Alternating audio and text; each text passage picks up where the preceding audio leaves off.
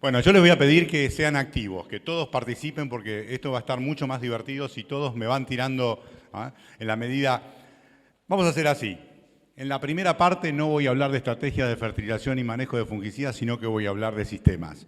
Voy a hablar de la problemática que estamos viviendo y los voy a sacar del confort que tenían antes de las PASO, digamos, del sistema que estaban manejando para analizar qué está pasando con los sistemas en términos globales y cuáles son las problemáticas que se están evidenciando a nivel global. Así que me gustaría primero usar a este amigo, donde Albert Einstein siempre decía que loco es aquel que haciendo siempre lo mismo espera resultados distintos.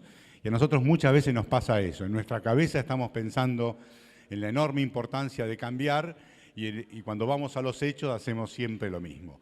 Entonces, es como que es necesario transmitir a la acción nuestros deseos y nuestras preocupaciones. Siempre me gusta arrancar con esta diapositiva, que es lo que está pasando con el ambiente, lo que ha pasado como paradigma con el ambiente. Lo que ustedes ven acá es una foto de Bath en el año 1881. En el año 1881 todos creían que progreso era tener chimeneas, largar mucho humo y que haya mucha gente laburando. Eso era el progreso. Y se creía básicamente que esto no era, que con las chimeneas se resolvía el problema de la contaminación, o sea que en realidad no era un problema. Hoy en día todos sabemos, si ustedes van a BAF hoy, van a ver que no hay una gota es la empresa agroquímica más importante del mundo, y no van a ver una gota de humo ni de ningún contaminante en el aire. O sea, el paradigma de que lo que tirábamos al ambiente no era nocivo cambió completamente. Y esto ha pasado con prácticamente todo lo que tiene que ver con el ambiente. Por eso es muy importante no tener posiciones cerradas, porque nosotros no sabemos cuál va a ser dentro de 100 años, dentro de 50 años, lo que la ciencia nos va a mostrar que es bueno o malo. Entonces, cuando la Europa toma decisiones que se llaman de precaución, podemos discutirlas, pelear, pero vale la pena por lo menos escucharlas. El gran dilema que tenemos con respecto al ambiente es este. Hay diferentes actores en la discusión. De un lado tenemos la gente que mira un mismo número y piensa que es un 9, y del otro lado otro que lo mira y dice que es un 6. Difícil ponerse de acuerdo, estamos de lados distintos mirando algo que parece que es objetivo. Y así tenemos la gente que piensa que algo es un agrotóxico y otro que piensa que es un fitosanitario. Y en realidad en el mundo hay tantas opiniones como individuos participan de este debate. Si uno mira las concentraciones que se aceptan de glifosato en la Unión Europea, en Australia, en Estados Unidos y en Canadá, van a ver que esto va desde 0,1 miligramos por litro hasta 700 miligramos por litro. Si fuera un dato objetivo, tendría que haber un solo valor. En realidad, en Europa hay mucho efecto precautorio dentro de esta toma de decisiones. En Estados Unidos hay mucho más efecto fáctico. Bueno, son dos miradas que pueden coincidir con una mirada cultural también, dando vuelta. Lo que sí es cierto que hicimos cosas maravillosas como el crecimiento de la siembra directa, cuidamos la erosión, hicimos realmente cosas excepcionales, cuidamos el agua, pero no hay cosa que no traiga alguna externalidad. Esto es así, cuando la decisión que ustedes toman en la vida deja algunos residuos y algunas cosas. Bueno, una de ellas es que el gran uso de glifosato hizo que el glifosato esté partícipe hoy se lo puede hallar prácticamente en cualquiera de los ecosistemas de cualquier manera. Así se lo encuentra en el aire, se lo encuentra en el agua, se lo encuentra en el algodón. Bueno, la discusión es cuáles son las concentraciones que son peligrosas o no peligrosas, pero lo cierto es que a nadie le divierte que una molécula aparezca por todos lados. Bien, ahora, nosotros podríamos cambiar rápidamente esta situación. Podríamos cambiar rápidamente porque las tecnologías hoy están disponibles para cambiar. Si todos tuviéramos aplicadoras con Weedit o Weedseeker o cualquier herramienta de estas, si el gobierno se le ocurriera, por ejemplo, el gobierno o alguna ONG o un banco daría la posibilidad posibilidad de que todos los contratistas tuvieran una barra inteligente, estaríamos aplicando en barbechos prácticamente una tercera parte de lo que estamos aplicando y pasaríamos a una situación completamente diferente. Y nuestro problema ambiental cambiaría de manera. O sea que hay herramientas tecnológicas. Si pudiéramos hoy ya tener disponible un dron que lea malezas y aplique, ya no tendríamos el problema de estar aplicando grandes cantidades de producto a lugares donde no hay malezas. O sea, hay muchas herramientas que nos permitirían mejorar el uso de agroquímicos. Desde el otro lado, en el uso de agroquímicos, se podría imaginar concentraciones cada vez de productos formulados de manera como más micro, ¿ah? Y hay, por ejemplo, nanotecnología en los productos que permitiría usar dosis prácticamente imperceptibles que tendrían un efecto 4 o 5 veces mayor. O sea que hay herramientas para resolver este debate. Tiene que haber voluntad política, preocupación y tiene que haber convicción para llevarlo adelante. Bueno, lo que no nos tiene que preocupar es que ya aparece de todo en el agua, porque es cuestión de medir. O sea, antes no se medía, ahora se mide en ppm y ahora el gran problema es que hay sildenafil en el agua. Algunos están contentos porque no tienen que comprarlo, pero la realidad es que los peces están saliendo medios duros. Otro de los problemas graves es lo que está pasando con la nutrición. Y lo que va a pasar. Yo fui a trabajar apenas me recibí, en el año 79, fui a trabajar a Europa y trabajé muchos años en Francia y me dediqué a la nutrición nitrogenada y ahí desarrollé modelos para que la gente fertilice menos. Porque en realidad el gran problema en Europa en esos años era la contaminación ambiental producida por el nitrógeno y por el fósforo. Con esos mismos modelos los traje a Argentina y los desarrollé para que la gente fertilice más. Fíjense qué paradoja. Bueno, en este momento yo les diría que yo ya estoy preocupado, muy preocupado, y van a ver por qué, porque las situaciones que empezamos a vivir acá son de contaminación también de nutrientes. Esto pueden ver, esto es Entre Ríos, que es el lugar más icónico, porque Entre Ríos es como si fuera una esponja, tiene agujeros por todos lados, tiene una red hídrica muy fuerte, entonces rápidamente lee lo que la gente hace. Acá ustedes no tienen una red hídrica tan intensa, ni tantos poblados que estén detectando qué es lo que pasa, pero Entre Ríos además llueven más de 1.200 milímetros, con lo cual eso condiciona una condición de escurrimiento muy fuerte. Bueno, lo que ustedes pueden ver acá es la cantidad de nitratos. En amarillo es lo que ya se llama eutrofización. Con esas concentraciones ya son peligrosas para la eutrofización. Y en rojo, los lugares donde ya se detecta problemas para la bebida, donde el agua ya no es correcta para su bebida. Y también pasa lo mismo con el fósforo. Se lee fósforo en los acuíferos. Y ustedes dicen, ¿cómo? ¿No era que el fósforo era, un nutriente no móvil? Pero ¿qué pasa? Cuando ustedes llegan a ciertos niveles de concentración de fósforo y sobre todo cuando hay fósforo orgánico que empieza a dar vuelta como consecuencia de los filos, como consecuencia de los chanchos, de la gallina, en un escenario donde las partículas migran, el problema del fósforo se vuelve gravísimo. Y hoy en día tenemos estas situaciones donde ustedes ven todas situaciones bastante de riesgo, a pesar de que Entre Ríos no es una provincia. Yo coordino la provincia de Entre Ríos para el movimiento CREA en la parte agrícola y no son los reyes de la fertilización, ni mucho menos, todo lo contrario. Pero no es un problema de la fertilización en sí, sino de los sistemas que generan una cantidad de fósforo orgánico más elevada. Y la red de agua que hay que hace que se lea todo eso de una manera particular.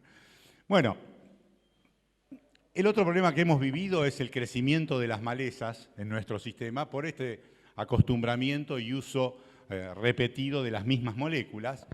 La primera sorpresa la tuvimos con Conisa y ahí estamos viendo los relevamientos entre el 2014 y 2017 del porcentaje de aumento de esa maleza. Otra de las, por supuesto, el yuyo colorado que nos hizo olvidar de la Conisa, se ocupó de que nos olvidemos, y realmente está creciendo en ambientes donde no estaba, ya ha llegado hasta el sur, donde el sur no había prácticamente yuyo colorado, hoy también está presente, y así fue pasando, ¿no?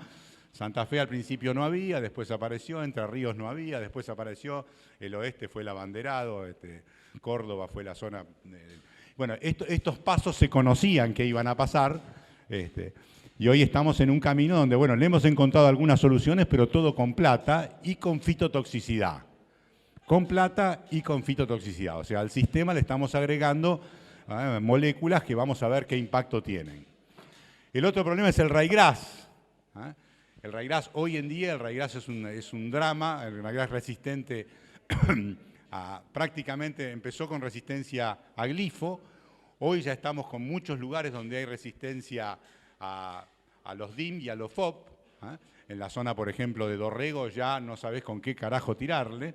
En algunos casos ya hay resistencia al úsar, al yodo sulfurón, y a veces anda el axial, a veces deja de andar. O sea, realmente la situación es complicadísima con el ryegrass. Y sigue creciendo a nivel de las regiones. Algunos productos que andan muy bien en el norte por temperatura no andan en el sur. Por ejemplo, sumisoya en el norte con temperaturas tiene un buen efecto, lo llevas al sur y ni se entera el ryegrass. O sea, hay comportamientos realmente curiosos. Y hablaba de la posibilidad de trabajar con herramientas como cualquiera de las posibilidades de lectura de la maleza. Acá tienen el EcoSnipper, que es uno de los equipos que andan dando vuelta, que permite leer con cámaras la presencia de la vegetación y permite hacer aplicaciones dirigidas, ¿no? A nivel de las autoridades hemos insistido mucho en tratar de avanzar en esto y hacer algo con el tema de las aplicaciones dirigidas, pero bueno, evidentemente hay tanto quilombo arriba que estos temas pasan a un segundo plano, y a veces están esperando que la parte, digamos, que de estas cosas se ocupe la parte privada, pero sería bueno que por lo menos haya algún crédito de largo plazo que permita que todo el mundo tenga una herramienta inteligente. Bueno, la otra problemática que está apareciendo fuerte es la problemática de las crucíferas. Ustedes todavía no la están viviendo, pero se les va a venir. La mala noticia es que las crucíferas en todo el sur, eso empezó con una entrada de colza RR, de colza RR, cuando se traía la colza para hacer mejoramiento, colza de Canadá. Esa se empezó a cruzar con otras pibas, porque ustedes saben que es muy promiscua la colza, y bueno, entonces las crucíferas empezaron a tener resistencia en principio apareció resistencia al glifosato y ahora también al 2,4-D para la mayoría de las formas, ahora ya también al MSPA, o sea que la verdad que es muy, muy difícil bajar estas crucíferas. Es una mezcla de nabos y nabolsas que son prácticamente imposibles. Bueno, y acá ven ensayos donde probamos un montón de cosas, de mezclas con HIT, con Shark, con diferentes productos para mejorar los controles. Bueno, ahí ven, y fíjense que a pesar de estar usando mezclas, por ejemplo, de Elite, que es un producto que anda bastante bien, con Shark, fíjense como todavía hay algunas que ya dicen, flaco, este sitio de acción ya está jodido, así que algunas vas a controlar, otras no, y mañana ya ninguna, ¿no? O sea que el tema de las crucíferas es un tema realmente muy, muy complejo. Bueno, lo que ha crecido mucho de manera muy interesante en el movimiento CREA y en general en APRESID, por supuesto que también, es el avance de los cultivos de cobertura. Ya dentro de las prácticas, prácticamente a nivel nacional, ya hay por lo menos un 11% de los lotes que presentan cultivos de cobertura. Este ha sido un cambio de los últimos años y que espero que con las PASO no cambie, ¿no? Realmente un avance sobre los cultivos de cobertura muy interesante a nivel de todas las regiones, ¿no? Porque era bastante típico en el oeste, pero hoy en día ha crecido en Entre Ríos, Santa Fe, sur de Buenos Aires, por todos los barrios, ha sido una herramienta muy interesante. Acá para mostrarles los comportamientos acá probamos diferentes ryegrasses, ¿ah? Fíjense, diferentes ryegrasses y los cruzamos con diferentes herbicidas. ¿Ah? Estas son diferentes ryegrasses que cosechamos en los campos para que vean la variabilidad que hay, entre los diferentes ryegrasses. Y después vamos al final y vemos que hay algunos, por ejemplo, el úsar anda muy bien con la mayoría de los ryegrasses, pero de repente un campo que hace mucho que usaba úsar, como es esta línea de acá, que es un campo particular, no lo controla. ¿Ah? O lo mismo pueden ver con el Foxtrot, con estos sitios, ¿no? O sea que hay una variabilidad dentro de esos ryegrasses según la evolución que tengan y lo que haya pasado que va a mostrar resultados muy distintos. Por eso hay que conocer el ryegrass que uno tiene. Bueno, si miramos la evolución del glifosato, estos son estudios que hicimos acá en el oeste, en Marisierras y en Arrecifes, y evaluamos con una stagiaire francesa, gracias, Lea Drosnen, evaluamos cuál había sido la evolución del glifo. Y en definitiva nos puso contento ver que la tendencia que estábamos viendo era una disminución del uso de glifosato en soja de primera, soja de segunda, trigo, cebada, etcétera. Veíamos una disminución. ¿Por qué piensan que se ha producido esta disminución del glifosato en las 3 zonas? Claro, no era por una cuestión ambiental, sino por una cuestión básicamente que estaba dejando de funcionar. O sea, ¿y por qué lo hemos reemplazado en general?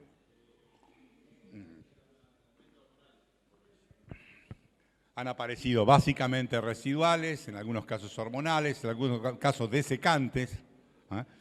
Y cuando uno mira, acá es el estudio hecho para esos 3 campos en estas 3 zonas que les planteaba, y ustedes lo que ven es que 2000 es la DL50, 2000 es la DL50 del glifosato. Quiere decir que lo que fuimos incorporando para acá, que está por abajo de 2000, es más jodido que el glifosato. ¿Me siguen?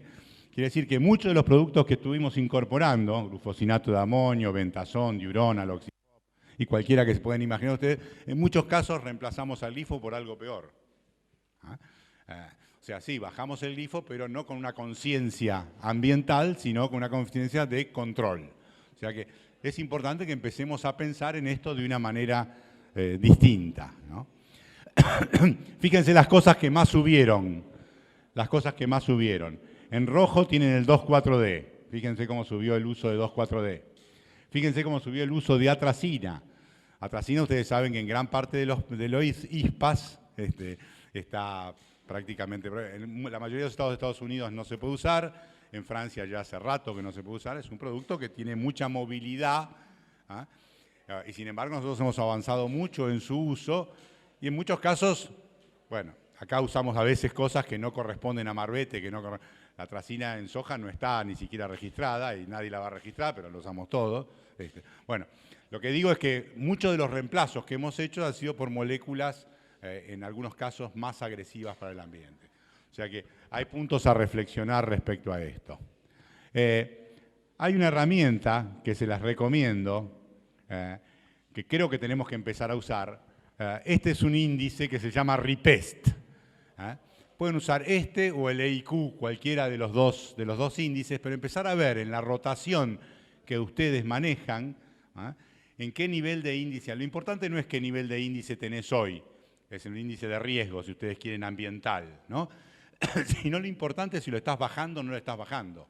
O sea, ¿para qué lado estás yendo? Si tus elecciones están haciendo que tu sistema sea más saludable o menos saludable. ¿Me siguen? Lo importante es mostrar una tendencia positiva. Acá tienen estos índices para abejas, para mamíferos y un índice combinado para diferentes ambientes. Esto es la Chita, un campo acá en el oeste, esto es la Esperanza en Arrecifes y esto es la Morocha. Y ustedes pueden ver que bueno, los lugares más complicados de índices, tomemos el combinado, corresponden a los ambientes Loma Profunda y Loma Somera del sur, donde por hacer más doble cultivo estamos metiendo más insecticida. En la medida que uno mete más insecticida, los índices se disparan para arriba. Pero es interesante ver en qué estado. Pueden usar este índice o el otro que se ha hecho muy famoso ahora, es el EIQ, que por ahí es un poquito más sencillo. Lo que nos pasa con el EIQ, que hay muchos fungicidas de última generación, por ejemplo carboxamidas, que no tenemos valores. Seguramente se van a actualizar. Lo que no está en Estados Unidos, en general no aparece con valores en el EIQ, pero es una herramienta interesante para poder evaluar el estado de el riesgo de nuestro sistema. Bueno, yendo ahora un poquito a nutrición, lo que les quería mostrar, estas son dos figuras muy elocuentes que nos muestran cuál es el espacio de operación segura. En el año 2009 se pensaba que la problemática principal era la pérdida de biodiversidad a nivel del mundo. Segundo era el ciclo del nitrógeno, o sea que nos estábamos yendo un poquito fuera de desmadre en el uso de nitrógeno. Y tercero, el cambio climático. Cuando vamos ahora al 2015, vamos a ver que además del nitrógeno, una gran preocupación, la diversidad genética sigue siendo una gran preocupación, el cambio climático, por supuesto, el uso de los sistemas, el cambio en el uso de los sistemas también, pero fundamentalmente aparece el fósforo al mismo nivel que el nitrógeno. ¿Vieron lo que yo les comentaba? Que el fósforo es no móvil, pero según la agresión que tenga, se va con las partículas finas y puede generar eutrofización. La eutrofización es muy fácil, o sea, ustedes lo que están teniendo es un agua más rica en nutrientes. Si el agua es más rica en nutrientes, crecen más las algas. Si crecen más las algas, el que se va, ¿quién es? El oxígeno. Y si se va el oxígeno, también se mueren ¿quiénes? Todos los peces determinan. Y ese es el gran problema de zonas muy importantes. Por ejemplo, esto es Uruguay. Esto es Uruguay, Santa Lucía, la zona ahí cerca de Montevideo, que están teniendo terribles problemas con este tema de la eutrofización. Y por supuesto en Estados Unidos pueden encontrar montones de evidencias y en Europa ni hablar. A veces yo me enojo, ustedes saben, bueno, yo soy auditor del INRA, del Instituto Nacional de Investigaciones Agronómicas de Francia, y bueno, tenemos muchas permanentes. Ahora el fin de semana pasado estuvieron 2 directores del INRA trabajando con nosotros, y bueno, la mirada europea es bastante particular en general. Por ejemplo, nos hacen responsables de la polución que se genera a través de la soja que nosotros les vendemos. A ver si me explico. Ellos comen soja, al comer soja generan muchos detritos nitrogenados, eso genera polución en sus ambientes y nos hacen responsables a nosotros. Cierra poco eso, ¿no? Pero bueno, esas miradas existen y son muy taxativas, ¿no? Bueno, ya vamos a hablar un poquito de eso. Bueno, les hablaba del fósforo. Bueno, y ahora déjenme reflexionar lo que ha pasado con la fertilización nitrogenada en términos macro. Me voy ahora al sudoeste de la provincia de Buenos Aires, donde tenemos experimentación desde hace muchísimos años.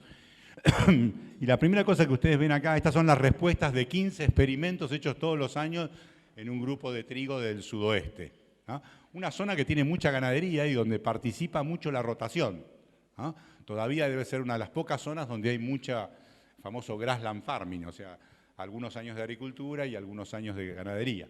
Sin embargo, fíjense la evolución de las respuestas a nitrógeno, ¿no? Prácticamente desde los 2010 en adelante, el promedio de respuestas es creciente de manera muy importante, y no necesariamente por un cambio en genética en un año en particular, sino que hay una evolución. Y acá ya pueden ver qué es lo más importante para la nutrición nitrogenada. Esto es clarísimo. En un ambiente seco como es el sudoeste, las respuestas casi son todos los años 100 kilos más, salvo el año que hay lavado. 2012 fue el año de mucho lavado. Llovió agosto, septiembre, como está lloviendo ahora acá. ¿Ah, no?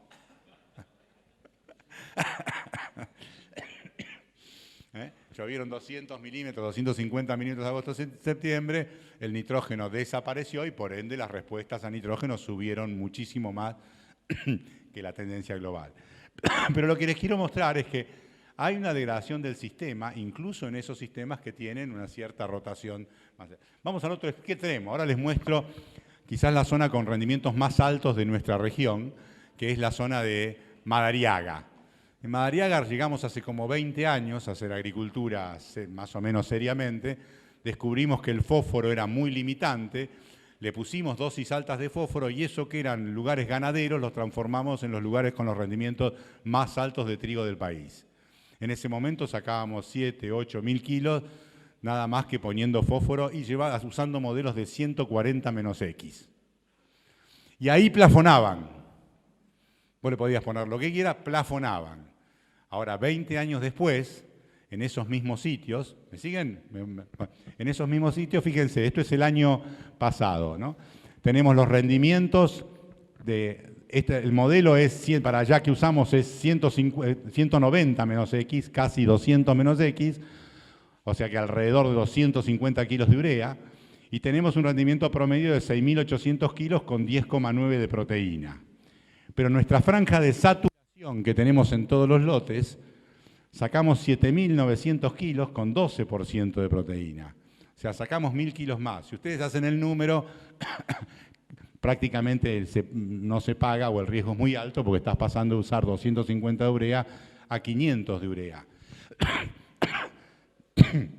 Pero bueno, esta es la situación de un año.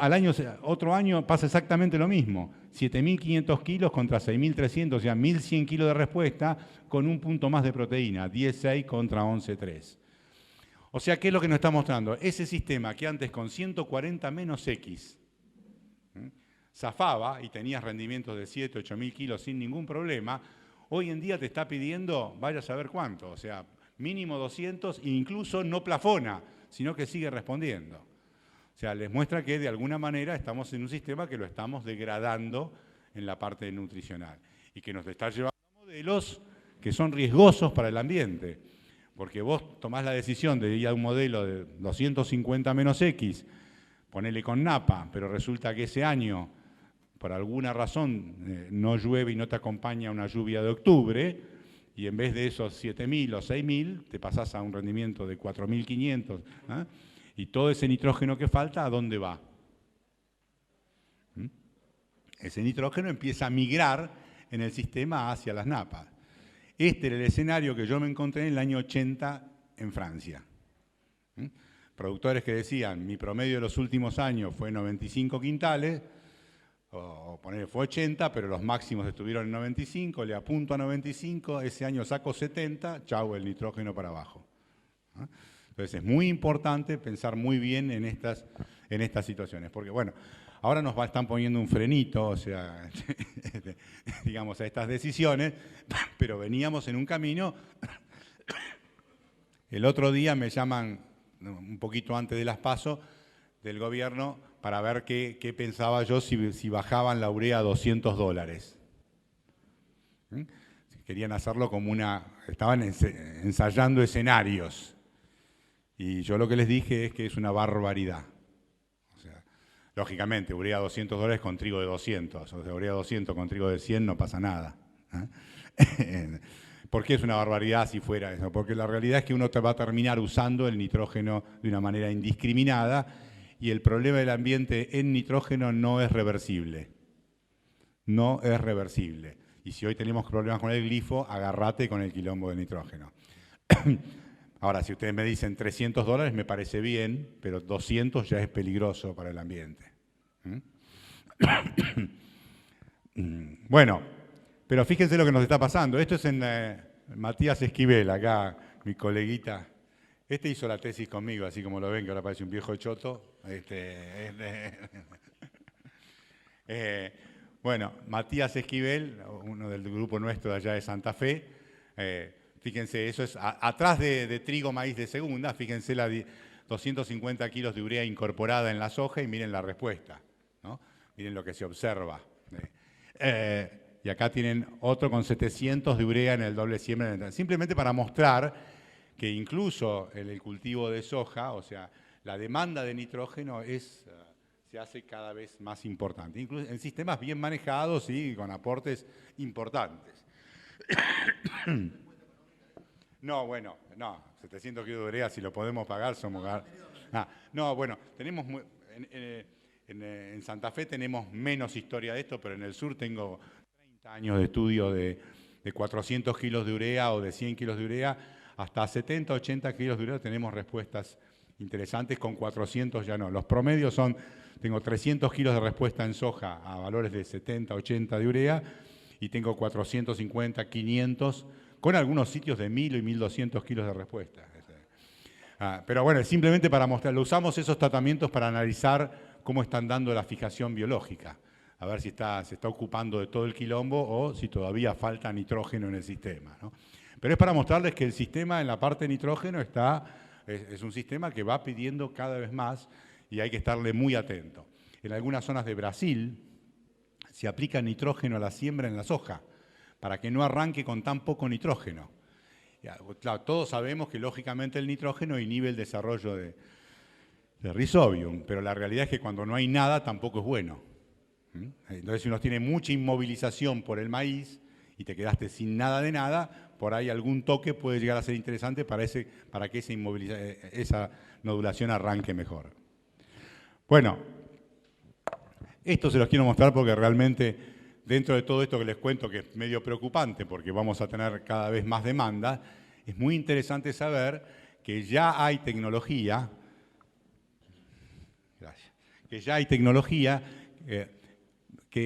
estos investigadores encontraron que hay maíces que pueden fijar nitrógeno del aire. ¿Escucharon eso? En el año 80, nosotros presentamos una tesis con Fernando Andrade, donde estudiamos a ver qué pasaba con la fijación nitrogenada en maíz, con asimbióticos.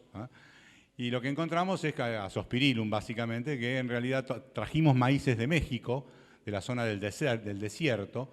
En esa zona normalmente el nitrógeno lo sacan fundamentalmente del aire, las bacterias lo toman del aire. Y bueno, y trajimos maíces del desierto de México y los comparamos con híbridos de acá. Y ahí no encontramos algo muy feliz, fijaba más asimbióticamente los híbridos de acá que los del desierto. ¿Y eso por qué? Porque generaban más grupos carbonados, o sea, excretaban mayor cantidad de grupos carbonados porque estaban más adaptados a crecer en este ambiente. ¿Me siguen? Pero bueno, en este momento, hace ya 2 años, este grupo encontró maíces del desierto que en sus raíces adventicias generan un moco y en ese moco hay bacterias que fijan nitrógeno. O sea que pueden estar fijando entre el 30 o a veces el 50 o el 60% del nitrógeno, lo pueden estar fijando del aire. Lo que están haciendo es sacando ese comportamiento del genoma ese y poniéndoselo a materiales comerciales. Eso realmente sería muy, muy interesante.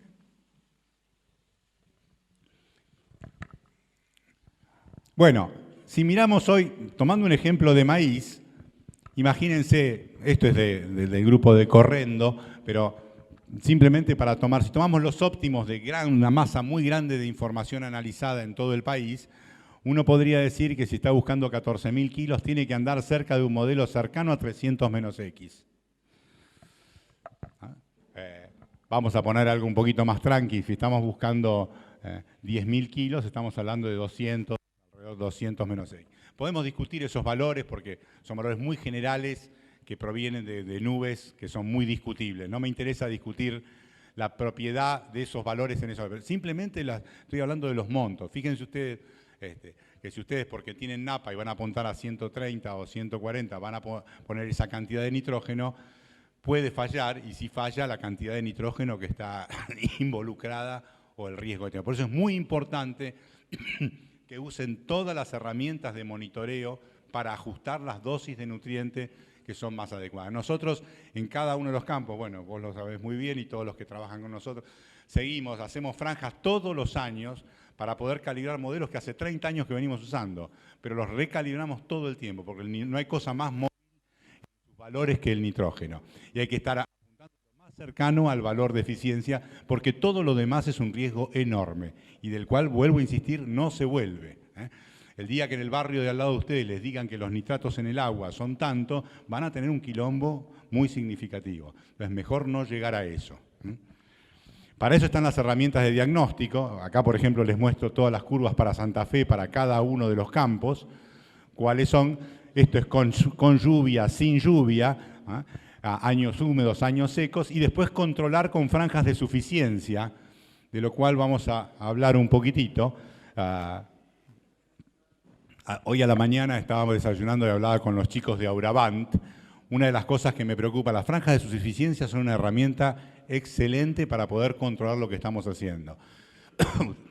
Primero hay que ponerse de acuerdo qué es una franja de suficiencia. Es una zona en la cual vamos a poner nitrógeno para que sea no limitante. Y hay que poner nitrógeno no limitante, ¿no? Y lo que vamos a hacer es ir controlando a través de NDVI o cualquiera de las herramientas podemos lograr un umbral, y de acuerdo a eso vamos a decidir si hacemos un agregado adicional. Entonces yo ya decidí llevarlo a 170 menos X, pero hago 150 o 140 y lo demás lo voy mirando a ver si vale la pena en función de ese año, en función del agua y la condición, que me va cantando la franja de suficiencia. La franja de suficiencia en el caso de maíz habla alrededor de 8 o 10 hojas. Antes no sirve. Mejor habla en 10, pero en 10 por ahí es tarde a veces para aplicar, según la zona que estemos, más seca o más húmeda. Pero es una muy buena herramienta para ajustar mejor la aplicación. Quizás lo que le estamos pidiendo a las plataformas, esto es Tarani, Sauraban, Puma, Frontec, Booster, Sacha, John Deere, bueno, cualquiera de las plataformas, que las plataformas lo que sería deseable, y los chicos de Sauraban hoy me comentaban que lo tienen en carpeta para realizar, es que directamente uno pueda señalar a nivel del celular cuál es la franja de suficiencia, georreferenciar la franja y su franja al lado, y que directamente vos en tu celular puedas sacar el NDVI inmediato, digamos, sin necesidad de tener que bajar toda esa información para cada lote. O sea, que de una manera muy práctica uno pueda tenerla en su visor, cómo van funcionando y cómo van evolucionando con cada lectura de NDVI que aparece. Así que eso sería muy rico para poder, evidentemente requiere, ¿no? va a requerir, digamos, que las plataformas trabajen en ese sentido. Hoy en día prácticamente ninguna lo hace de una manera directa y sería un aporte muy interesante al seguimiento de las franjas. La otra preocupación es que cuando hacemos estas cosas, por supuesto que en los maíces tardíos o maíces tempranos, si yo le erro con el nitrógeno, sería deseable que haya algún cultivo de cobertura, no solamente por el control de malezas, sino también para capturar el nitrógeno que no fue utilizado por el primer cultivo. En gran parte del mundo se usan estos cultivos de servicio para recapturar ese nitrógeno. Así que tener una avena o tener una vicia o tener cualquiera de los elementos puede ser una herramienta interesante para ciclar de vuelta esa nutrición, ¿no? Bueno, voy a saltear dos palabras respecto al stock de materia orgánica. Quizás a nosotros como país, nosotros necesitamos que la agricultura fije carbono. A ver si les queda claro. Necesitamos que la agricultura fije carbono porque es quizás la única actividad, que nos permite equilibrar otras emisiones. Y vamos a analizar este concepto. Cuando miramos acá el último mapa que apareció del grupo de San Rosas, en Balcarce, donde se hizo un seguimiento de la situación orgánica de la Pampa, lo que se ve es que los suelos prístinos teníamos esta condición, en el 2011 esta y en el 2018 esta otra. O sea que hay una tendencia todavía, por lo menos midiendo al azar. Esto no son los grupos de APRESID ni los grupos CREA. Acá es una mirada, digamos, salieron a medir de una manera al azar en los sistemas productivos de la Pampa. Y lo que se ve es que hay una tendencia a la degradación más fuerte en la zona con más materia orgánica. Fíjense que acá estábamos verde y acá prácticamente amarillo. Eso es bastante lógico en general, porque ustedes saben que cuanto más tenés, más te degradás. Ya llega un momento que si las fracciones están más unidas a lo mineral, se hacen más recalcitrantes y más difíciles de degradar. Pero bueno, ahora, los cultivos de cobertura, que es la gran herramienta que estamos tratando de utilizar, digamos, para morigerar toda esta historia, vamos a ver qué pito tocan en esta historia. La primera cuestión es que todos sabemos que en siembra directa logramos mantener un stock orgánico, digamos, más elevado que en labranzas convencionales, pero la gran pregunta es si hay o no secuestro de carbono. Vamos a analizar un poquito esto. Voy a saltear por un momento el fósforo. Con respecto al fósforo, sí me gustaría decir que hay una degradación importante, esto es así, que me llamó mucho la atención los resultados de esta zona, donde ustedes son, a ver, lo voy a hacer muy sintético. Los suelos francos son los más jodidos con respecto al fósforo. Yo les hablaba de Madrid, es donde más respuesta a fósforo hay y donde más se degrada el fósforo. O sea, si vos vas a un suelo, vas a un argiudol, con 5% de materia orgánica, 6% de materia orgánica, si estás en 7 ppm, no es tan grave. Si vos estás en 7 ppm en un suelo franco, estás en el horno con papas. Si estás en 7 ppm en un suelo, en un argidol con 5% de materia orgánica, podés tener 12.000 kilos de maíz, podés tener... No, ¿me siguen? Y esto en los suelos francos es muy determinante la cantidad de fósforo. Por eso no hay que hacer la misma lectura en todas las situaciones. Pero bueno, lo que vi con alegría es que ustedes son grandes repositores. O sea, en gran promedio, creo que por ahí tengo la figura de ustedes. Aquí está. Este es el balance de fósforo que me dieron los chicos de la regional. Les agradezco, una información interesante. Para mí esto es una enorme alegría, ver que tienen gran parte. Después, lógicamente, según zona, en los suelos más chotos le ponen, están por debajo. Bueno, eso es la realidad de zonas donde la productividad es menor. Pero en términos generales, ustedes ven que están cumpliendo muy bien con el balance de fósforo. Y eso es un valor muy interesante. De todas maneras, lo que les diría es que solamente les permito, o sea, desde mi mirada como docente, solamente les permito estar cerca del balance 1 a 1 a los que tienen problemáticas de suelos francos como ustedes. No me gustaría tener esta figura en Entre Ríos. ¿Me entienden? No me gustaría tener esta figura en Entre Ríos, ni en el este de la zona de Mar del Plata y esa región. Porque estaríamos muy cerca. Es muy fácil estar en un balance equilibrado y estar con externalidades negativas respecto a que yo pongo fósforo en superficie, llueve en 200 y me va al acuífero. ¿Me siguen? En este barrio es distinto, son zonas más secas y aparte acá es obligatorio para la producción. Acá tenés menos fósforo y tus rendimientos son completamente distintos. Bueno, cuando comparamos la evolución de la materia orgánica en los campos CREA, en la zona sur, respecto a lo que dice el INTA, vimos que nosotros no estamos teniendo esa caída de materia orgánica en la mayoría de nuestros sistemas de los miembros CREA. ¿Por qué? Porque tenemos una rotación distinta. Gran parte de lo que se evaluó es el gran crecimiento de la soja, y eso fue lo que produjo estas caídas tan importantes. Como la mayoría de los campos CREA no siguió digamos, el crecimiento de soja que hubo afuera, entonces no vemos esas caídas de materia orgánica. Un tema muy importante. Hoy viene la discusión del potasio. Es sorprendente lo que se está... Bueno, Uruguay está teniendo una caída muy significativa del potasio y en Uruguay gran parte de los suelos tienen un requerimiento a potasio interesante. Piense que los requerimientos de un cultivo de potasio se parecen a los de nitrógeno, ¿no? En su cantidad. A diferencia de que, bueno, Uruguay tiene un origen basáltico, el suelo, entonces no tiene una historia en su suelo de niveles altos de potasio. Entre Ríos, estos son los umbrales, las rayitas estas, y ya se está encontrando en los suelos agrícolas, en el 2018, ya valores muy cercanos a los valores umbral en Entre Ríos, ¿lo ven? Y aparecen situaciones en Entre Ríos, cuando te quedas sin potasio, los cultivos directamente se caen, o sea, se empiezan a doblar. En Entre Ríos ya estamos teniendo situaciones de este tipo. Cuando vamos acá al oeste, que es lo que sería acá, los umbrales están acá y los suelos agrícolas estamos acá. No estamos en una situación problemática todavía. Gran parte del suelo madre de la pampa. ¿Por qué pasa esto en Entre Ríos? Porque los suelos de Entre Ríos se parecen más a los uruguayos. Son suelos aluvionales que se hacen con los sedimentos que vinieron de todos los ríos que los circundan.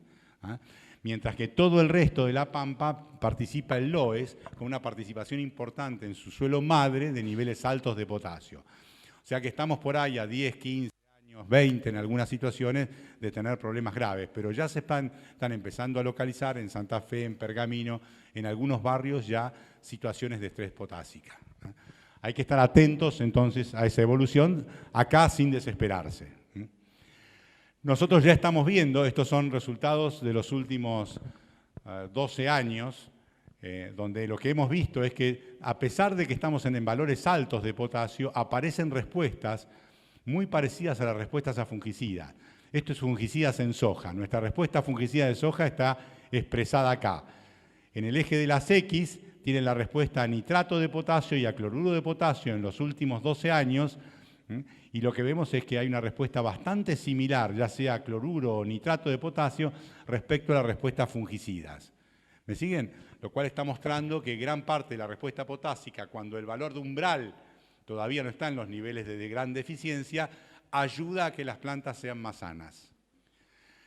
Bueno, me refería a que cada vez más estamos buscando nuestros cultivos de servicio que intercepten más, y alternativas son, para controlar malezas, meterlo adentro del cultivo, del primer cultivo, y hacerlo lo más largo posible, hasta incluso en algunas situaciones se está llevando a meter adentro del cultivo que sigue para captar carbono todo el año, más parecido a una pradera, ¿no?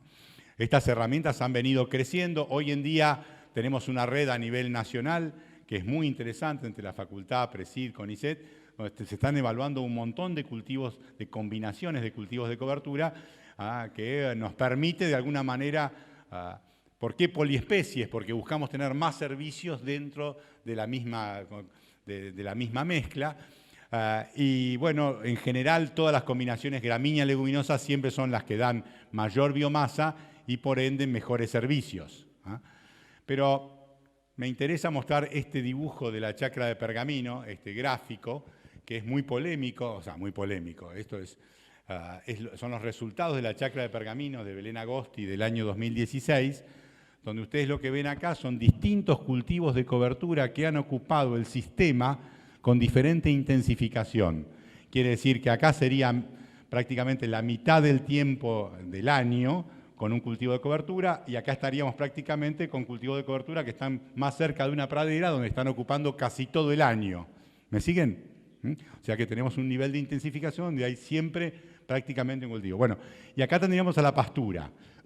Este es el balance calculado, estimado para la rotación, que nos estaría diciendo que el único que está dando valores por encima de la mineralización sería la pastura, los demás están llegando a valores más al equilibrio.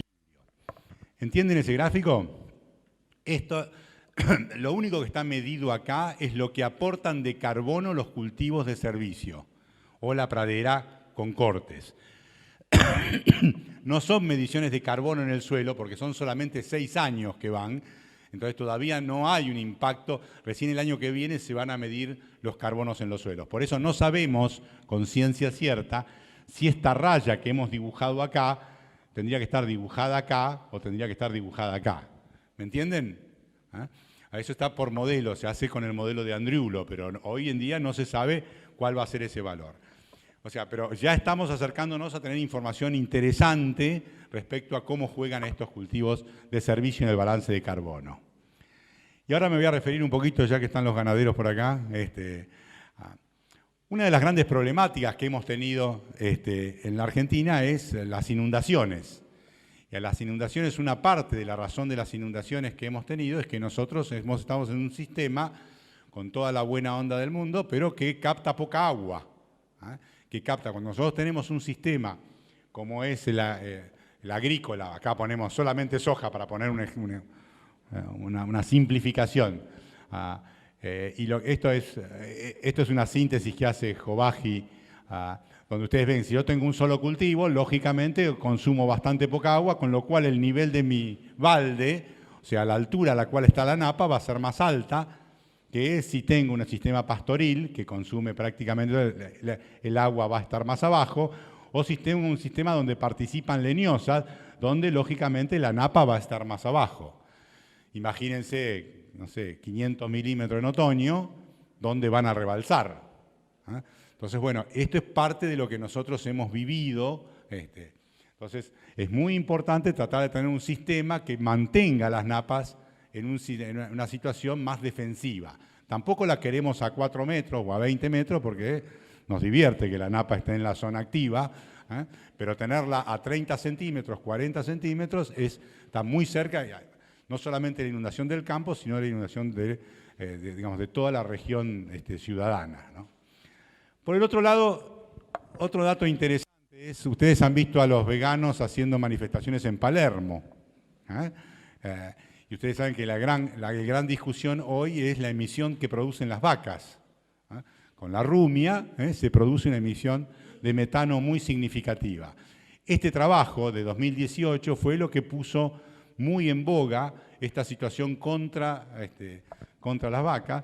Entonces, fíjense las emisiones de la carne bovina, de la carne ovina, de la leche bovina, o sea, realmente niveles de emisión muy elevados, y por ende, bueno, esto generó, digamos, hoy en día una corriente a nivel de todo el mundo donde la vaca se la está mirando con muy mala onda y donde se propone consumir menos carne para...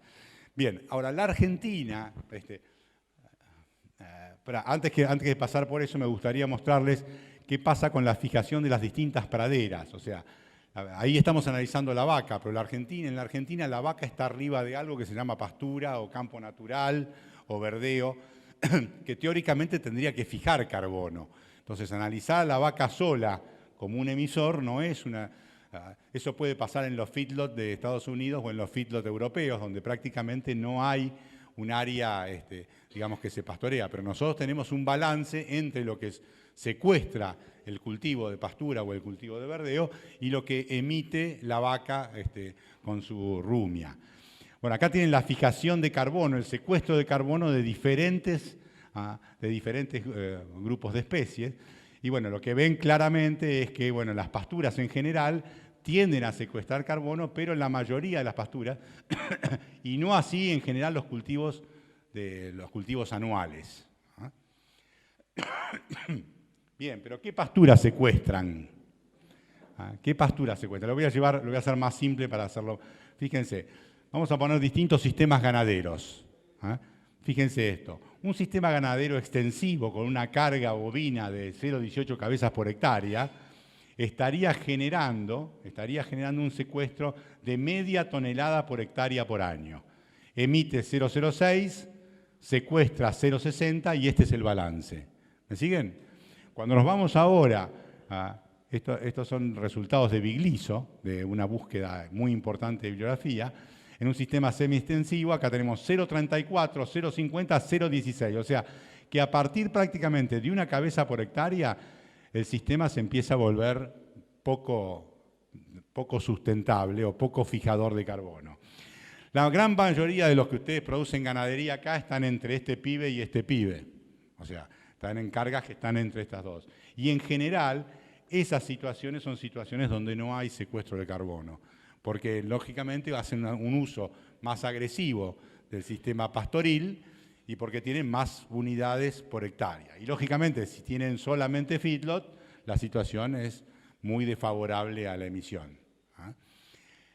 Entonces, fíjense por el otro lado, un maíz prácticamente es el único cultivo, digamos, para hacerla simple, como cultivo en sí, que puede fijar algo de carbono, pero tampoco podemos hacer maíz sobre maíz porque hay que meterle tanto nitrógeno al sistema que vas a terminar teniendo desfavorable por la emisión de aplicar nitrógeno. Pero como cultivo, y estos son los valores para el resto. Lo cual nos muestra claramente que cuando vayamos a construir nuestros sistemas, no puse acá los únicos sistemas que realmente fijan carbono son o las pasturas en ambientes desérticos, ¿me siguen? En ambientes con baja carga, o fundamentalmente todo lo que sea bosque.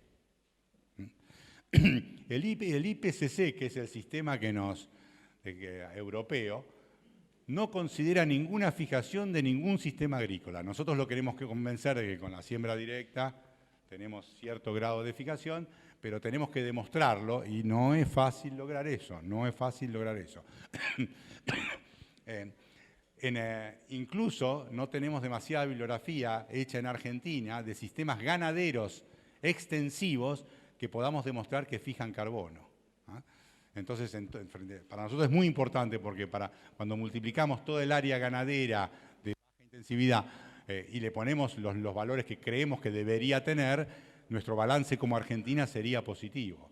Y ni hablar si pudiéramos tener sistemas agrícolas que fijen un poco más de carbono. Por eso va a ser muy importante, a través de los cultivos de cobertura y la combinación con pastura, poder encontrar sistemas que generen balances algo positivos para poder pelear en los foros internacionales. Les digo esto que a ustedes les parece una boludez y todavía están más preocupados por En el largo plazo el tema va a ser central, porque hoy el cambio climático es la preocupación número 1 en el mundo. Y cuando vos te presentás en el mundo, si vos sos un emisor o no sos un emisor, cambia completamente la situación.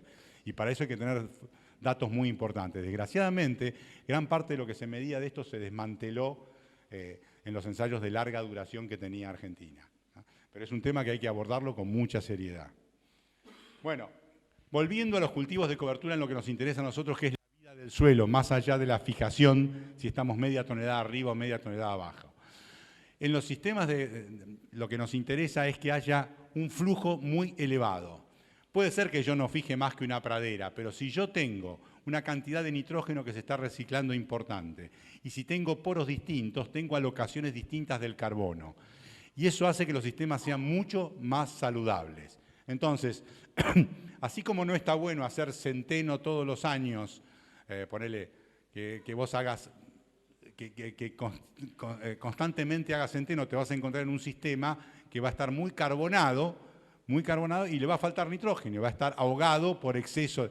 Tampoco te conviene estar en un sistema donde solamente leguminosa, porque vas a tener un sistema muy veloz, muy rápido, pero sin estructura, sin huesos. Entonces hace falta mantener un buen grado de equilibrio.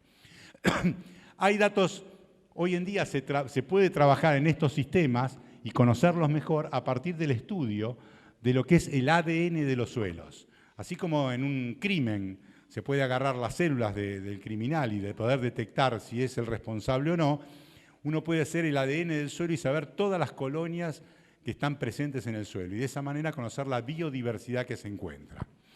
El grupo de Trace Genomics está haciendo este tipo de trabajo y acá pueden ver las distintas rotaciones: maíz, soja, maíz, soja, maíz, soja, maíz, y nos permitiría de esa manera conocer qué diversidad estamos teniendo en cada una de las rotaciones y sistemas que hacemos. La diversidad tiene un valor enorme a nivel de los procesos que se producen en la raíz, cerca de la raíz.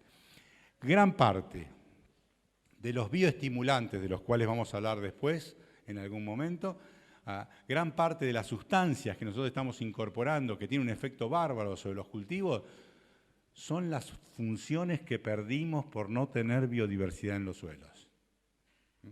Entonces, de alguna manera,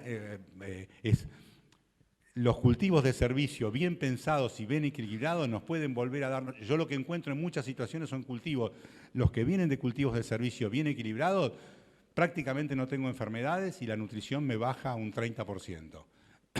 Hasta la sanidad cambia, porque hay grupos funcionales que le están dando señales al cultivo. Nosotros hemos hecho de la agricultura un sistema matemático.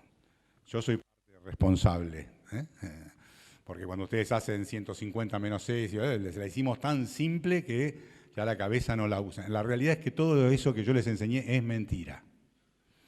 Me confieso. Pero bueno, vivimos con mentiras temporales hasta que aparece una mentira mejor. En realidad, ¿por qué digo que todo eso es mentira? Ya los años me permiten decir la verdad, ¿o no?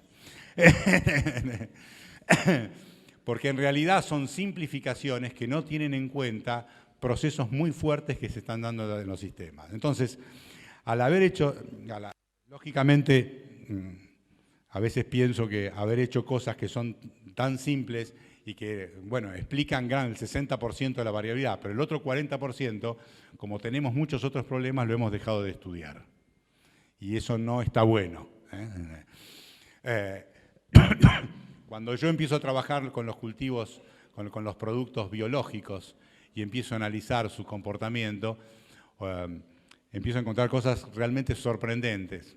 Los cultivos leen señales. Los cultivos leen señales. Me acuerdo ya hace como 10, 15 años, cuando se lanzó por primera vez una molécula que era de Syngenta. Syngenta, con mucho presupuesto, agarró y le mandó a una inglesa a estudiar todo el perfil de señales que generaba esa molécula. Y por primera vez, con muchísima información, descubrí que había un comportamiento de señales en una molécula que en ese caso podía ser, les digo imidacloprid, no era el imidacloprid, en este caso era el sedaxane, que provocaba señales en la planta más allá de los controles fúngicos. Y ahí yo me empecé a preguntar, ¿cómo? Yo tengo 10 años, 5, 6, un montón de experimentos donde tengo los mismos resultados con el sedaxane que con otras moléculas.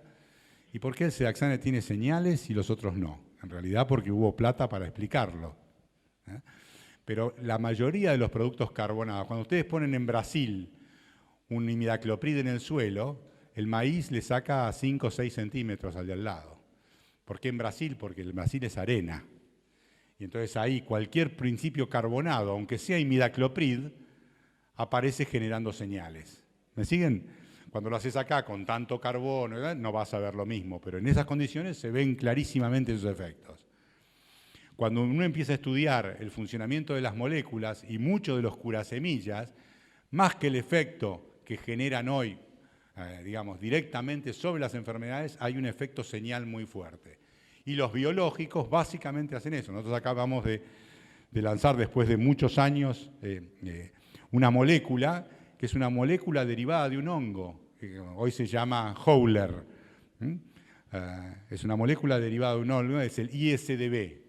La molécula derivada de un hongo, matamos el hongo, nos quedan unas proteínas, esas proteínas las ponemos en semilla o las ponemos en el cultivo y la planta reacciona generando defensas. Hay un mundo de las señales que es impresionante de lo que se puede llegar a lograr. Como generalmente hemos tapado todo con químicos, esos efectos los hemos minimizado. Hoy en día que los químicos empiezan a achicarse por una cuestión ambiental, empiezan a aparecer los estudios mucho más profundos en esto. Y el futuro va a ser el futuro de estos elementos, que son biológicos, por supuesto.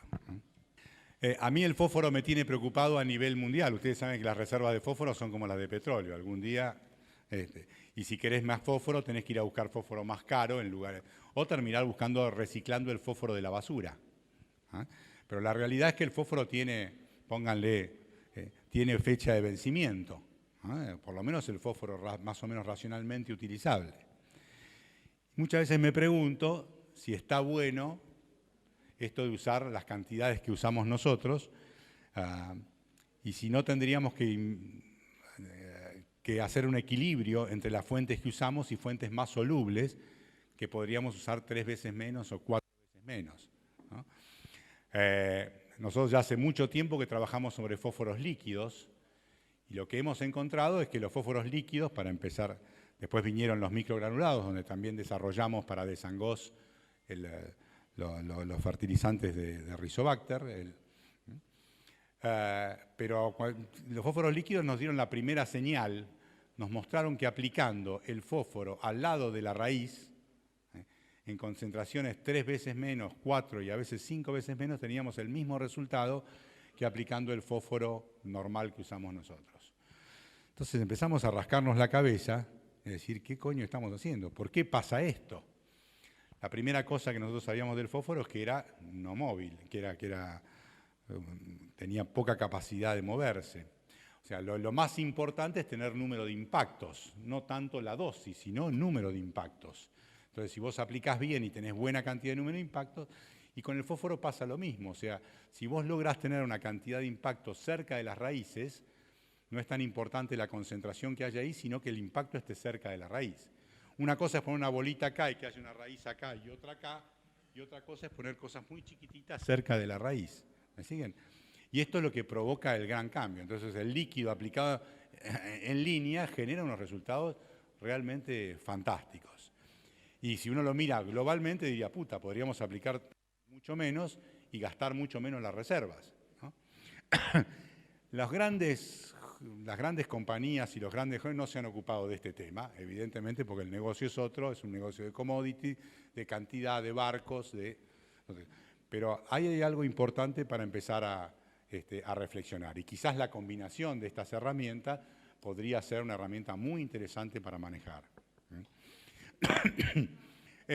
Lógicamente, ¿cuál es el problema de esta fuente? Que si vos solamente vas a usar líquido a esas cantidades, tu balance de fósforo se va a ir al coño. Porque lógicamente vos estás poniendo mucho menos que la extracción y en el suelo, en la caja, va a quedar menos. Porque es un muy buen estimulador del crecimiento de la raíz y esa raíz, ¿qué hace? Usa fósforo natural. Y al usar fósforo natural te baja el nivel de... Pero uno podría pensar en combinaciones de las aplicaciones de fósforo convencionales más aplicaciones más solubles que permitan. Todo eso después tiene un entorno que es el costo, ¿no es cierto? ¿Cuál es el valor?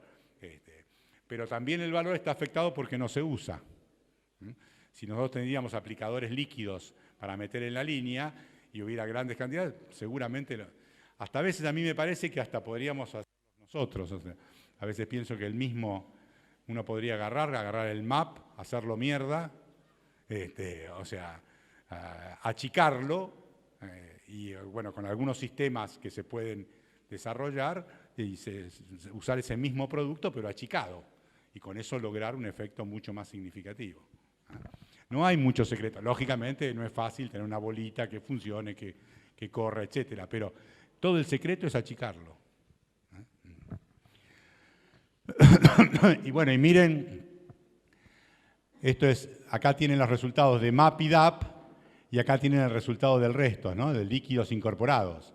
Fíjense, de repente, con los líquidos incorporados, con niveles... Acá necesitar 15 unidades de P para tener este resultado, o 20 para tener este resultado en MAP o DAP, y de repente con esta formulación líquida, fíjense, estoy hablando de 5 veces menos y tengo el mismo resultado. Realmente es un cambio conceptual muy interesante.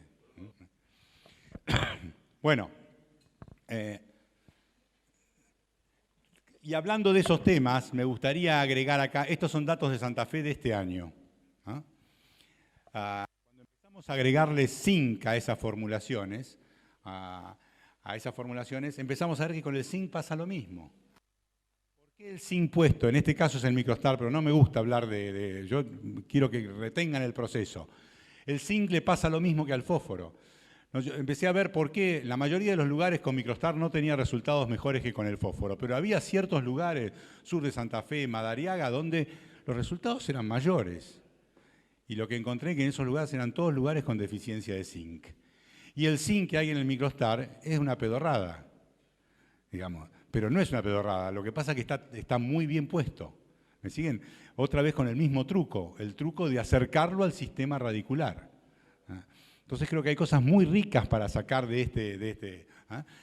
Y hay que estar muy atento. Por eso digo, cuando hacemos los procesos y analizamos y ponemos un valor tanto menos X o tanto fósforo para llegar, bueno, eso está bien como para, digamos, para pensar en grande o para presupuestar para la empresa. Pero después vale la pena empezar a mirar estos detalles porque pueden cambiar sideralmente el resultado.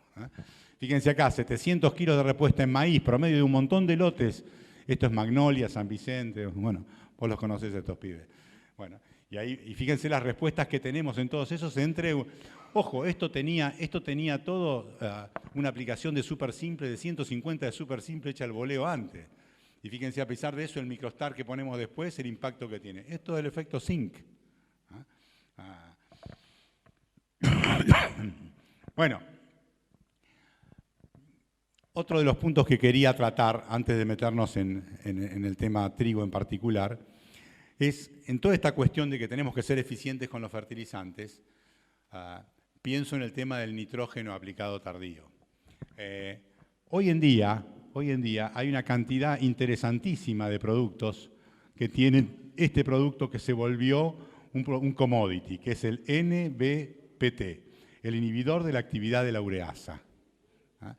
Ese inhibidor de la actividad de la ureasa lo que permite es hacer más lento el pasaje de urea a amonio, o sea, te tranquiliza la ureasa. Ustedes saben que la ureasa está presente en la paja, en el suelo, en todos lados. Entonces rápidamente activa ese fenómeno, se empieza a degradar la urea, se produce mucho amonio y el amonio se va como amoníaco para arriba, que es esto que están viendo acá.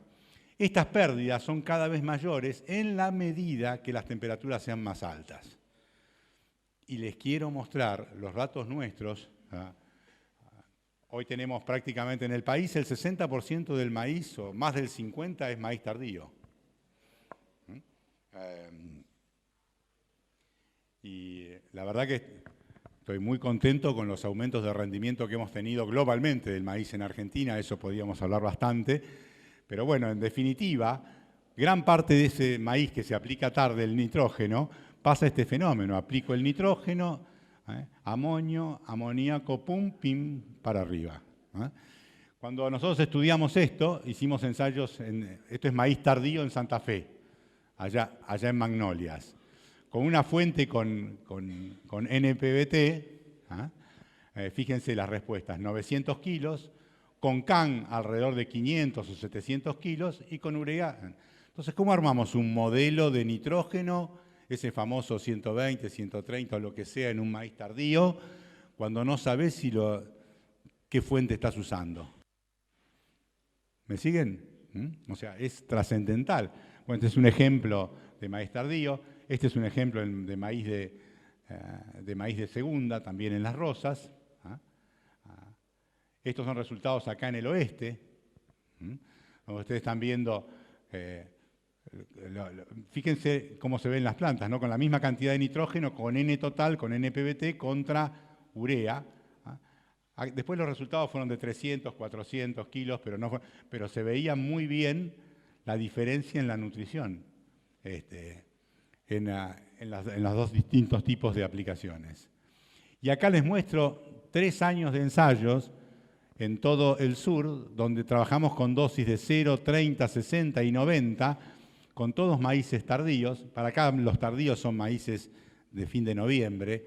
Allá lo tardío no es tan tardío porque después viene la helada.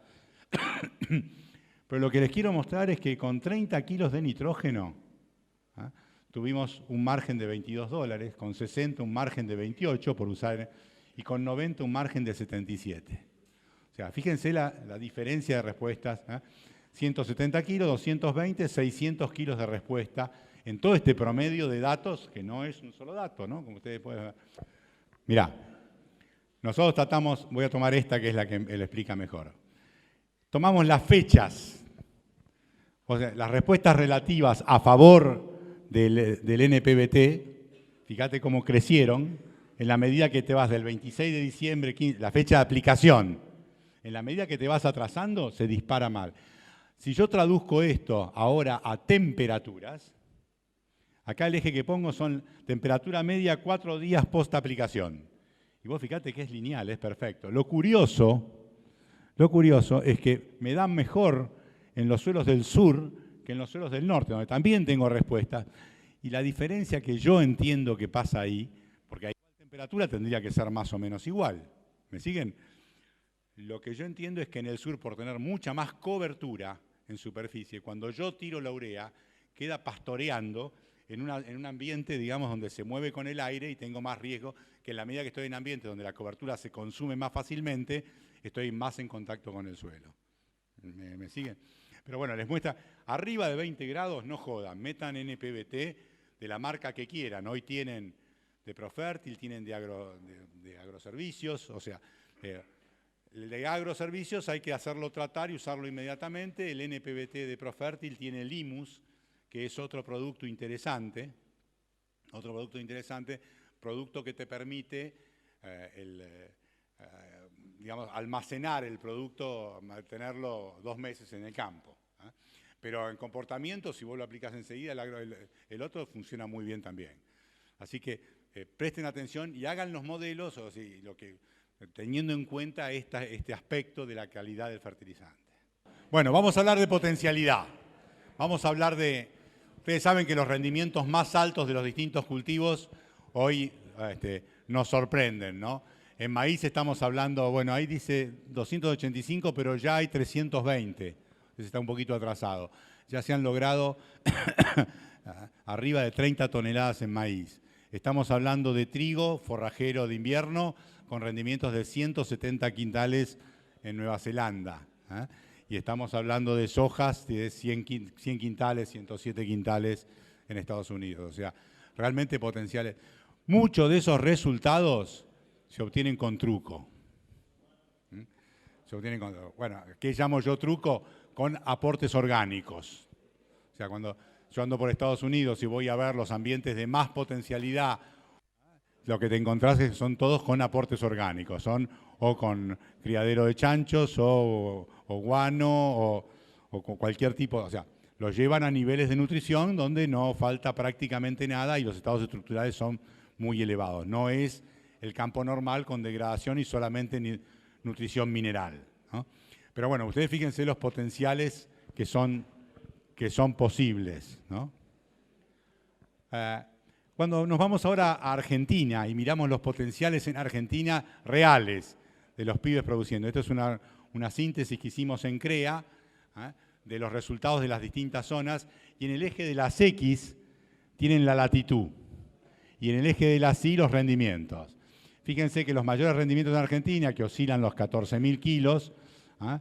Están dando vuelta en un paralelo del orden de 35 grados, ¿ah? Que es el mismo lugar donde los rendimientos de soja son los más altos y también la soja de segunda es lo más alto, ¿ah? En trigo en general se corre más al sur, hacia 37 grados, ¿ah? Los rendimientos más elevados. ¿Me entienden eso, las latitudes que me refiero? ¿Ah? Uh-huh. ¿Cómo? Balcarce. Y ahora vas a ver, es toda la zona sur de Venado, oeste de Buenos Aires. ¿Ah? Bueno, acá tienen los potenciales reales estarían en esta raya azul. O sea, hoy los potenciales están alrededor, arriba de 10.000 kilos para la Argentina. Y estos son los rindes obtenidos en las distintas localidades, que a nivel de campo estamos alrededor de 7, 8 lucas, digamos que es lo que se obtiene en los rindes potenciales. Les muestro, este es el CREA Maipú, ese CREA que yo les contaba, donde hemos tenido los rendimientos, hace 10 años teníamos rendimientos de 8.000 kilos, en los ensayos llegábamos a 10.000, y ahora ni en pedo. Y ahora ni en pedo. Siempre hay alguna buena explicación, como hacemos los agrónomos, que nos dicen que somos forenses, porque explicamos por qué se murió, pero la realidad es que ya no logramos más esos rendimientos. En esta época, fíjense, teníamos rendimientos de 92 quintales y en los ensayos arriba de 100, ¿ah? Y ya por acá, ya encontrar un 90 te cuesta, aparece un 82, 86, pero no llegamos con la misma facilidad que teníamos 90, 82, 88, 85. O sea, pasaron varias cosas. Una es la participación del agua. ¿Ah? Se volvió una zona más húmeda. Por ende, las zonas altas, que eran muy buenas, ahora no son tan buenas y se achicaron. Y donde vos sembrabas 50 hectáreas, para poner un ejemplo, esas 50 hectáreas ya tienen 10 que son chotas. Entonces, los promedios han tendido a afectarse en ese sentido, ¿no? Pero lo que les quería mostrar, este es otro de los grupos que ha tenido una evolución muy buena, que son el CREA de Teodelina y Ascensión, ¿ah? Donde, bueno, el último año estuvieron cerca de 7 lucas, acá falta el último, vienen con rendimientos promedios realmente muy altos también, poniéndole nitrógeno divertido, pero realmente con resultados muy interesantes en los rendimientos. Y cuando uno explica los rendimientos de estos sitios, básicamente lo que lo explica fundamentalmente es la temperatura más o menos 15 días de floración. O sea, la gran explicación, por supuesto que son sitios en general con napa, ¿no? Pero la gran explicación viene por las temperaturas más o menos 15 días de floración. O sea que los años frescos, tenemos rendimientos de casi 7.000 kilos y los años más cálidos. Y ustedes fíjense que esto no lo maneja nadie. Esto no lo maneja nadie. Y la variabilidad que pueden tener, o sea, los chicos cuando están acá se creen Gardel, y creen que lo que hacen es fantástico y son unos genios y qué sé yo, al año siguiente cambia el año, están acá, y bueno, te subieron el mapa, te cambiaron el mapa. O sea, esta variación de temperaturas va de 15 grados, más o menos 15 días, a 11 grados, 4 grados de temperatura, que es un mundo. Te cambiaron el mapa. Entonces cuando a mí me dicen, no, bueno, pero en el sur pasa esto, o en el norte, ya no hay más norte y no hay más sur. Ya no hay más norte. Un año vos te podés tener un clima del sur y al año siguiente tener un clima de Entre Ríos o un clima... O sea, realmente hay una variabilidad con el clima que estamos viviendo que hace que es muy difícil poner un objetivo de rendimiento porque vos no manejás esta variable. Y esta variable decide enormemente la situación que tengas. Por más napa que tengas, si tu temperatura es fresca, vas a tener un rendimiento espectacular. Vieron que hay una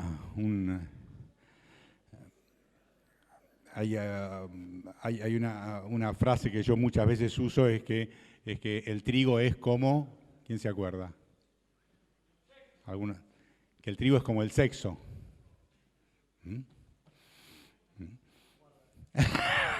¿La dejamos ahí? Me tienen miedo, me cierra. Ya, vos sabés que no me lo acuerdo.